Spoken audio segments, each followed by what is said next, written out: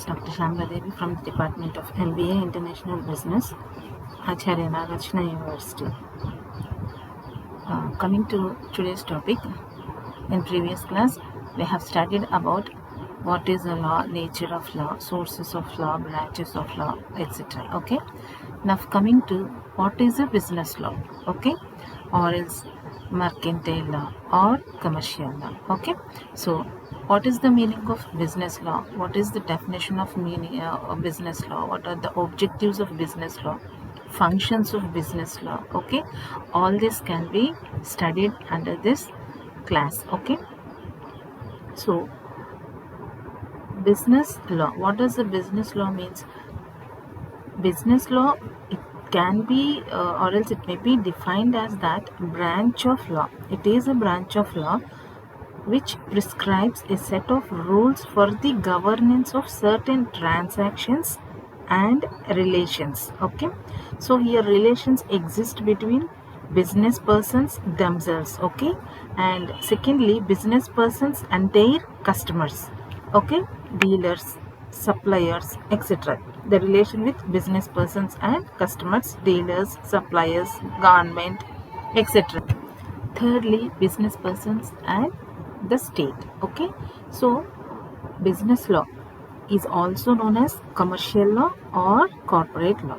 Okay, and this business law governs the rights, relationships and behavior of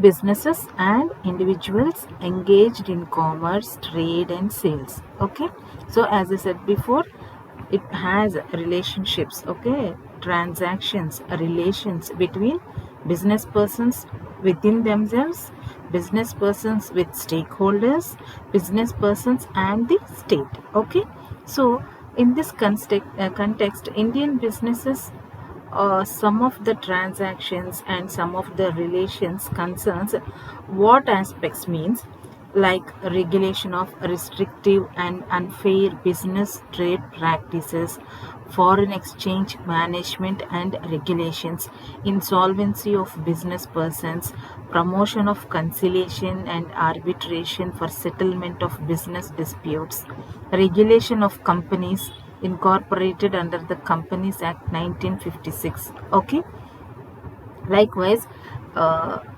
from the starting of the business to, okay, winding up of business, how to or else what were the laws that to be followed by the companies. Okay, each and every aspect will be dealt with business law. Okay, each and every business person should know about these business law from starting of business, because starting of business to ending or else winding up of business, there exist many aspects. Okay, so for each and everything he has to follow the laws, okay, regulations, rules and regulations.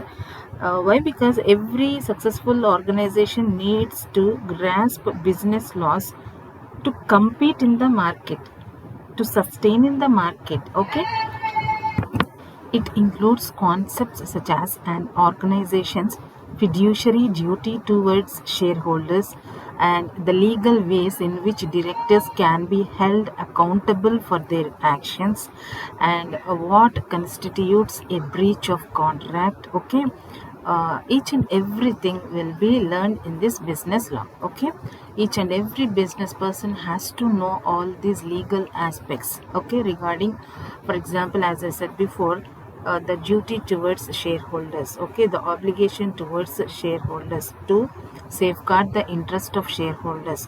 Okay, what should they follow, the companies should follow, or else what are the legal ways in which directors can be held accountable for their actions. Okay, and at the same time, what constitutes a breach of contract? Breach of contract is nothing but each and every organization should enter into contract regarding any purpose with persons or else with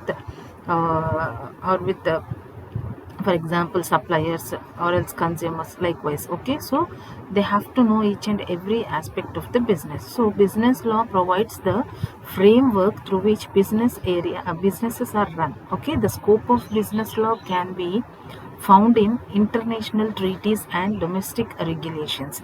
So that's why we have to know the importance or else the significance of the business law. Okay. And for example, every business owner needs to know how to navigate the legal landscape. Business law is a broad and highly diverse field with different sets of laws that apply depending on the type of business or industry. Here, type of business is nothing but the sole proprietorship or partnership. Okay, so the business is majorly may be differentiated two types, like sole proprietor means a single person runs his business. Okay, or else partnership means a company will be formed with more than two members, or else with two members. Okay, likewise this also includes employment laws, intellectual property laws, contract laws. Okay, what is the liability, limited liability, unlimited liability. Okay, liability towards shares. Okay, limited shares, unlimited shares. Likewise, different aspects will be there in a business law. Okay, in a company, we have to learn all these aspects. Okay. And if we see, it encompasses all the laws that dictate how to form a business, how to run a business. Okay, this includes the laws that govern how to start, how to buy a business, how to manage a business, and how to close or winding up of a business. Okay, so business laws establish the rules that all businesses should follow. Okay, a savvy business person will be generally familiar with business laws and know when to seek advice of a licensed attorney, because here in corporations they require a staff of attorneys with this degree to handle the legal aspects of their operations. Okay, so additionally, a person with a degree in business law can develop more sensible policies than others, because they build the framework while considering the market and effects of governmental rules and regulations on that market.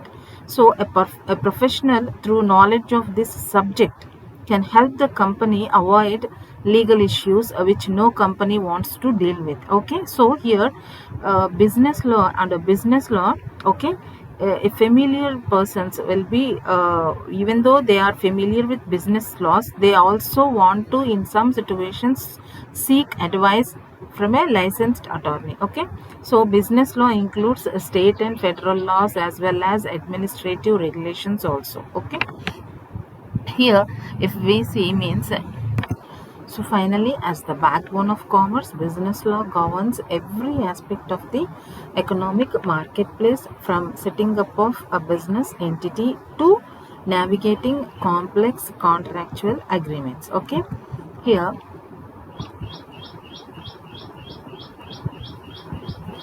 so here business law, if we see this business law, it includes uh, many areas. Okay, if we see relating to the starting of business to closing of business. Okay, so how could this business law, okay, is helpful to uh, a person who is going to start a business, or else who is going to buy a business, or else who want to manage a business, or else who want to winding up a business. So he has to know for each and every aspect there will be certain laws, the very important and major laws to be known. Okay, so without knowing business laws we cannot do, or else we cannot run the business. Okay, so therefore we have to know the laws. So for example, if we see some of the areas regarding this business law means, from starting a business. Okay, so starting business means uh, so there are laws regarding how to properly form and run each type of business. Okay,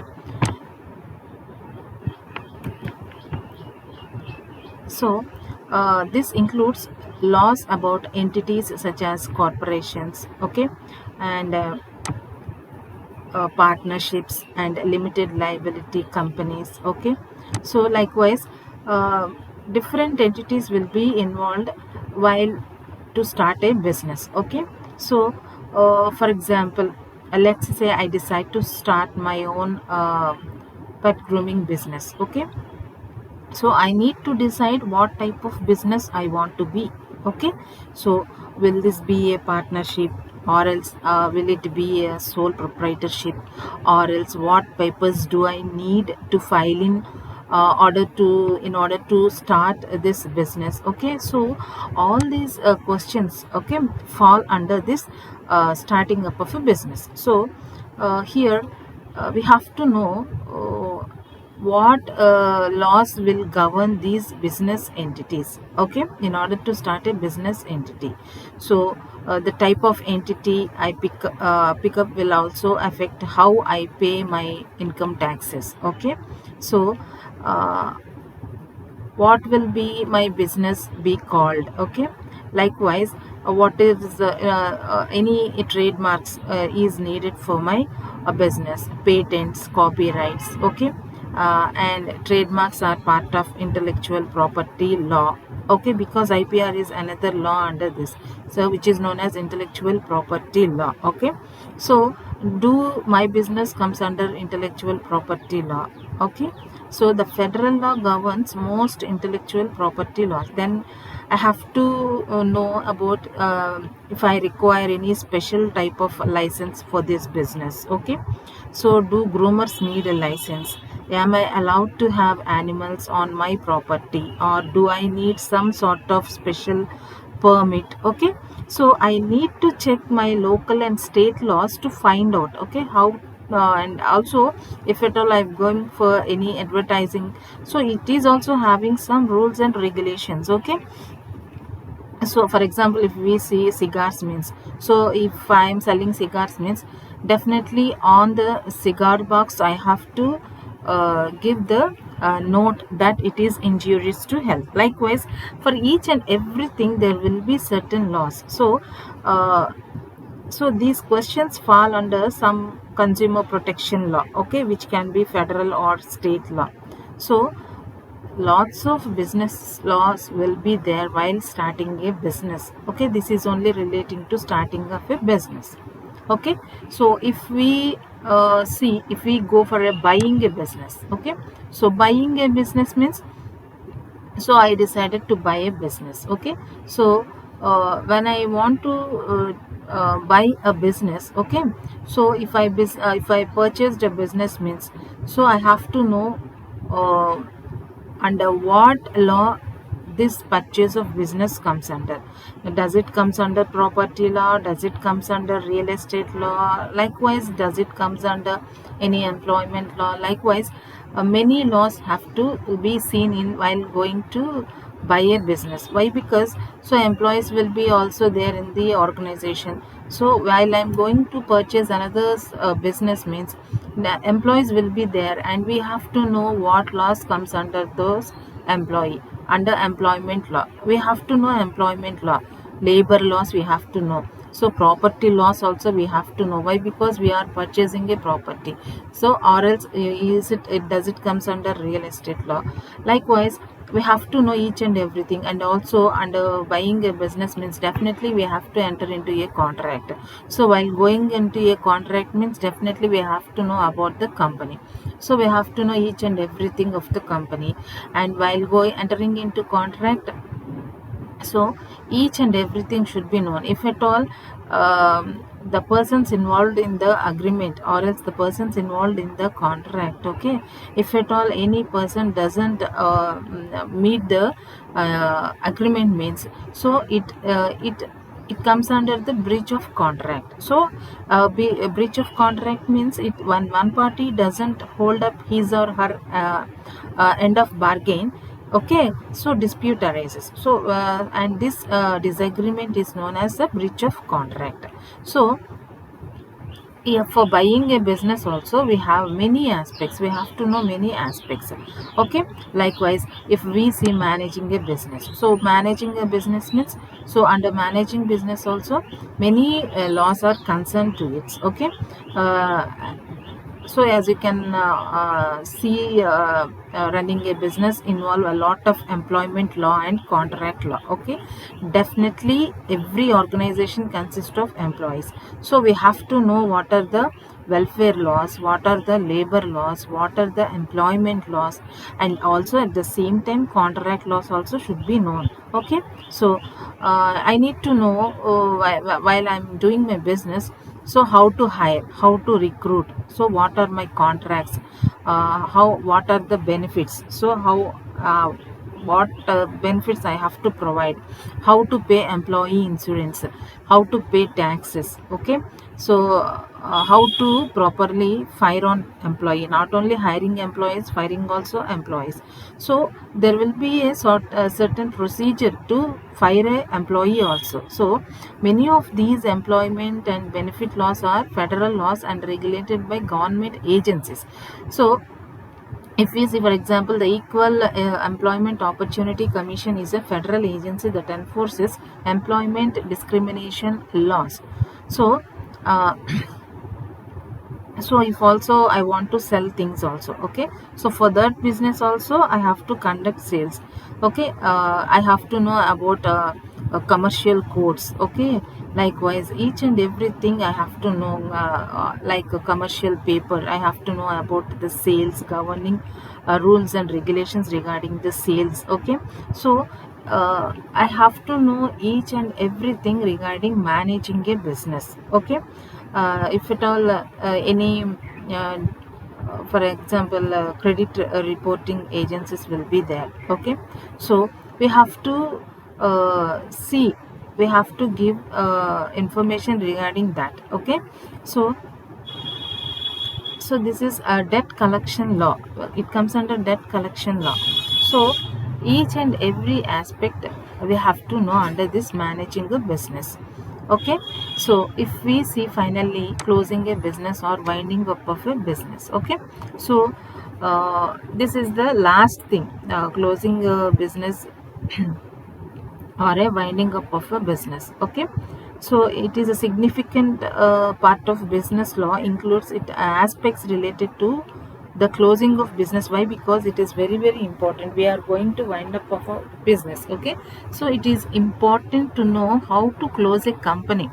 Why? Because in order to avoid unnecessary financial risk and liabilities. Okay, so there are several legal requirements that must be met before a business can be closed. Okay, like corporations need shareholders approval, because each every company has shareholders. So they have to take approval from the shareholders before winding up of a company. Okay, likewise they have to, corporations need a written resolution, the corporations need an independent appointment. Okay, like closing a business is the point where a business ceases its exist.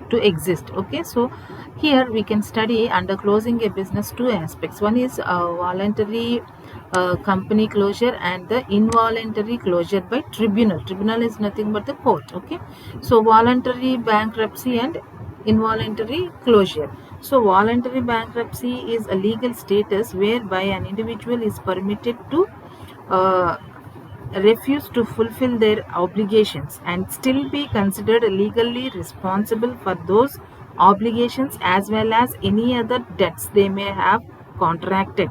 Okay, so voluntary bankruptcy means they have a legal status. Okay, they are permitted to wind up the business. Why? Because they are unable to fulfill their obligations towards the shareholders or else towards the stakeholders of the company, and finally they are responsible for these obligations. Okay, and as well as their debts also, which are in contract, which are in agreement. So here we can say that voluntary company closure and involuntary closure means here companies are not interested but they are forced by the court. Why? Because they are not able to run their business, they are not able to manage their business. So here they are involuntarily closing their business. Okay, with the court order. Okay, so here voluntary company closure means by willing intentionally company want to close the business because they are not able to fulfill their obligations. So under this, like dissolution, it may be done by dissolution by shareholders. Okay, so how voluntary company closure may be done means by dissolution by shareholders. Okay, and strike off by ROC. ROC is nothing but a registrar of companies. Okay, so registrar of companies, they may strike off. Why? Because due to non-compliance, means they are not able to comply their obligations. Okay, so in that case also ROC, which is known as registrar of companies, it also strike off the company. Okay, or else voluntary winding up means voluntary winding up is also another aspect in this.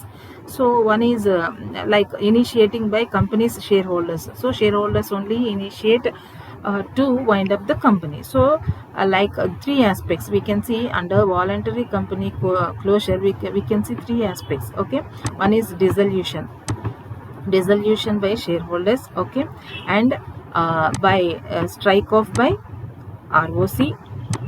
Okay, strike off by ROC, and voluntary winding up. Another one is voluntary winding up with the initiation of shareholders. Okay, if we see under this involuntary closure by tribunal, it means compulsory winding up by court orders. Okay, compulsory winding up by court orders. And another one is dissolution by government authorities. So government authorities only directly they will dissolve the company. Okay, so for this also there will be process, there will be rules and regulations to follow by the company. Okay, so in case of winding up of a business also, there are certain rules and regulations, procedures that to be followed by a company. So business law has a more greater significance, okay, in the businesses. So therefore each and every organization, they has to follow the business laws, and they have to know about the business laws. Okay, now if we see about the significance of business law, here I have given four important aspects of business law, or else the significance of business law. But not only four, we have many, so many regarding the importance of business law. But majorly, if we see means, okay, promoting fair business practices. For this, business law is very, very important. So promoting fair business practices means business law ensures ethical practices in commerce, safeguarding businesses and consumers from fraudulent or unjust dealings by enforcing legal standards. So it ensures a competitive market environment and fosters the economic growth. So in order to have a fair business practices. Okay, fair in the sense they cannot follow the unethical practices in commerce or else in trade. So this business law ensures that here no unethical practices are encouraged, only ethical practices. Okay, values can be seen in the business. Okay, so ethical practices in commerce, safeguarding the businesses and also the consumers also. Okay, because ultimately consumers are the people who are going to use the products. So therefore, so business laws, they will protect or else they will safeguard both businesses and consumers also from fraudulent or unjust dealings by enforcing the legal standards. Okay, so thus it can ensure a competitive market environment, and also this fosters the economic growth. Okay, second one is streamlining business transactions.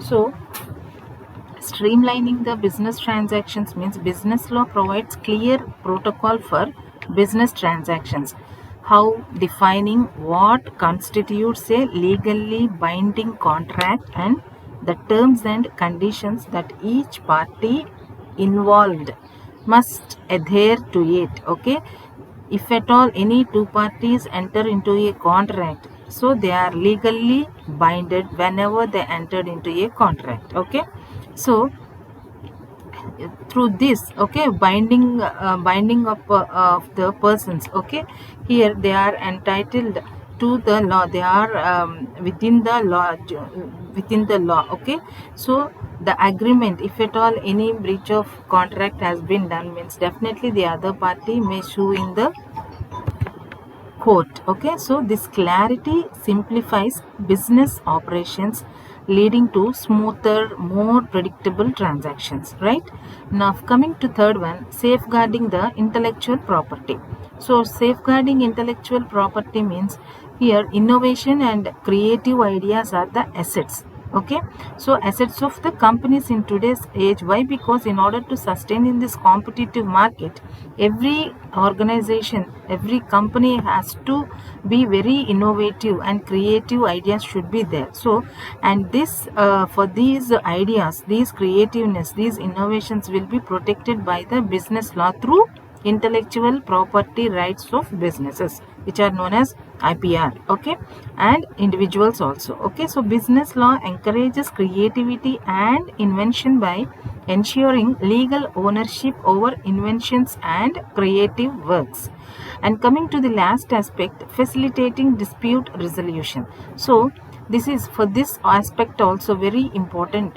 Okay, business law provides solutions for dispute resolution such as arbitration and litigation. Okay, in such cases, okay, these business laws helps the organizations or else the customers. Okay, these mechanisms prevent costly and time consuming court trials, so it offers business an efficient method to settle disagreements or conflicts. So definitely business law helps, it has a greater significance, okay, in the companies. They have to know about the significance of business law. Not only these aspects, there are much more aspects, okay, that we can learn in business laws. Okay, so if we see the sources, as we see what are the sources of law, similarly here also we will study sources of business law. Okay, business law, in previous class we have learned about sources of law like primary sources and secondary sources, and here uh, business law, under business law if we see what are the sources means, so English merchant law, statute law, judicial decisions, customs and usages. Okay, so these are the sources of business law in India. Okay, and if we study about these sources of business laws, if we see first one, English mercantile law. Okay, so what does this English mercantile law means? Here it constitutes the foundation on which the superstructure of the Indian business law has been built. Previously, there were English people here. So, the trade between them and our Indians is very extensive. So, at that time, certain rules and regulations regarding these trade aspects are being created. Okay, so those only somewhere wherever it is required, where there is no provision for Indian law, in such cases here English mercantile law is being used. Okay, so therefore we can say that this is a foundation for our Indian business law. This is one of the source for Indian business law. Coming to second aspect, statute law. Statute law means this is nothing but a law that is enacted by the parliament, houses of the parliament. So houses of the parliament has the power to enact the laws. Okay, statute laws, this power is given by the constitution. Okay, so we have many acts like Indian Contract Act, Negotiable Instrument Act, Partnership Act, Companies Act. Okay, so all these were all acts which are considered as the statutory laws. Okay, means houses of parliament, both the houses of parliament. Okay, they passes this bill, they annex the bill. Okay, now coming to judicial decisions. So under this judicial decisions, okay, this can be treated as the judicial precedents, means already decisions may be taken by the superior courts. Those decisions will be followed by the subordinate courts like state high courts and district courts. Okay, so here we can see that there will be a binding obligation on the judges. Okay, they have to follow those uh, judicial decisions depending upon the precedents. Means, okay, the cases decided by the Supreme Court and other courts have served as precedents to follow by the lower courts. Okay, so here another aspect is customs and usages. So customs and usages are the Indian business customs and trade usages, unless excluded by a statute, are allowed to govern business transactions. Okay, means here wherever the state in the sense wherever the statute law is not there, in such cases customs were followed. Customs are nothing but from a long time we are following those customs and usages in the business. Okay, so depending upon that customs and usages, okay, we are following the rules and regulations regarding that which are not in the statute law. Okay, so like in a negotiable instrument act 1881 has not excluded the trade usage of hundis as negotiable instruments. Okay, so likewise these are the sources of business laws. We can for this add common law also. In the absence of legal provision on a subject, the Indian courts apply English common law. Okay, so that is known as the English merchant law or else the common law. Okay, so all these are all the sources of business law. Okay, so this is about the business law, the concept of business law, the sources of business law, and the significance of the business law. Okay, so definitely we have to know that what is the concept of business law means. We have to or else the areas of business law means, definitely we have to quote about the as I said before, this start from starting of a business, buying a business, managing a business, closing a business. Okay, for each and everything there will be laws. Okay, like intellectual property rights, contract acts, companies acts. Okay, legal rights will be there, personal rights will be there, and concept of legal entity will be there. Likewise, each and every aspect will be studied under, from starting a business to closing a business. So all these areas can be studied under business law. Okay.